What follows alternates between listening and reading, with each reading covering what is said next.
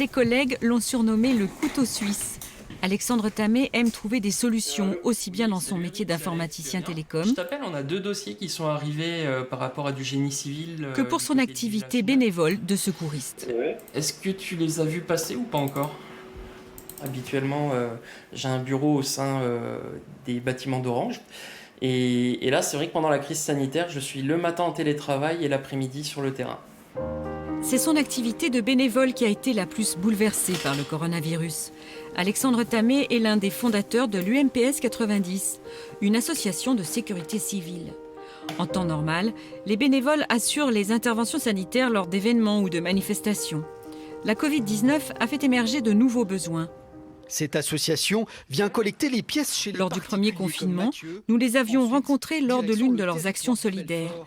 Ils assuraient la Les logistique visières pour vont la être livraison de désinfectées. visières. Côté association, il y a clairement un boom puisqu'on a des missions qui tombent en dernière minute régulièrement et pour lesquelles il faut trouver des ressources bénévoles pour pouvoir y répondre.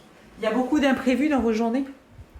Alors oui, on peut avoir des appels le matin pour transporter une personne atteinte du Covid en plein milieu de l'après-midi. Je t'appelle là par rapport au planning de l'hôpital Nord-Franche-Comté pour la semaine prochaine.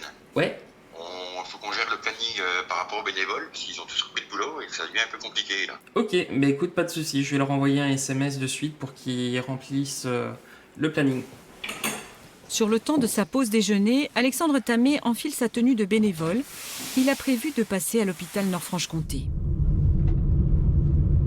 Je suis issu d'une famille de secouristes en fait, c'est-à-dire qu'aujourd'hui je représente la 3e génération puisque ma grand-mère et mon père étaient tous les deux secouristes, alors ça remonte à quelques années, dans les années 80, ils étaient tous les deux secouristes de la Croix-Rouge. Le secourisme c'est quelque chose qui me plaît, c'est plutôt mettre ses compétences, et là en l'occurrence ses compétences de secouriste, au service de la population. Et c'est quelque chose que je trouve plutôt valorisant en fait au quotidien.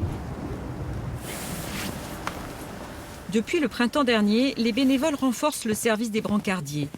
Ce jour-là, Bastien Desmarais assure la permanence à l'hôpital. Bonjour. Salut Bastien. Salut. Ça va bien? Ça va. Tu reviens d'une course? Oui. L'UMPS 90 est l'une des 3 associations qui apportent son soutien aux brancardiers à l'hôpital. Un service d'une grande utilité. On a des temps de transport qui sont augmentés du fait de contraintes d'habillage. Un brancardier, lors d'une prise en charge d'un patient Covid, doit revêtir surblouse, tablier de protection, charlotte et lunettes ou surlunettes.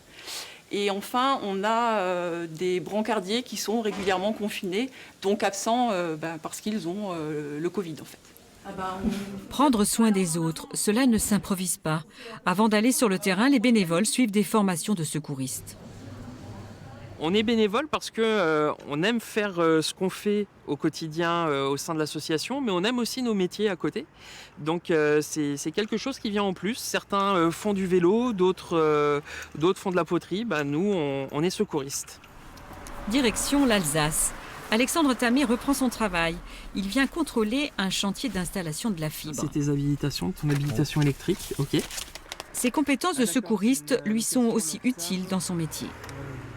Pendant toute la durée de cette pandémie, j'ai régulièrement des collègues qui sont venus poser des questions par rapport aux risques, par rapport au port du masque, au retrait du masque.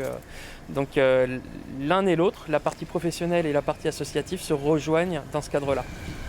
La journée du bénévole est à rallonge. L'association d'Alexandre Tamé vient de s'installer dans un tout nouveau local à Val-d'Oie. Comment on va? Ça va et vous? Ça va. Ce qui est bien, c'est que ça avance bien. En 2 semaines, c'est plutôt pas mal. Pour l'UMPS 90, il y a un avant et un après Covid. Ces nouvelles missions ont rendu l'association plus visible. Il reste encore à livrer des courses à une famille vulnérable. Elles sont une vingtaine dans le département à bénéficier de ce service. Je vous ramène vos courses. Merci, c'est super gentil. Je vous les dépose ici. La journée a été calme, sans trop d'imprévus. Comme tout le monde, Alexandre Tamé rêve d'un retour à la vie d'avant. Assurer la sécurité sanitaire des fêtes et des festivals lui manque tellement.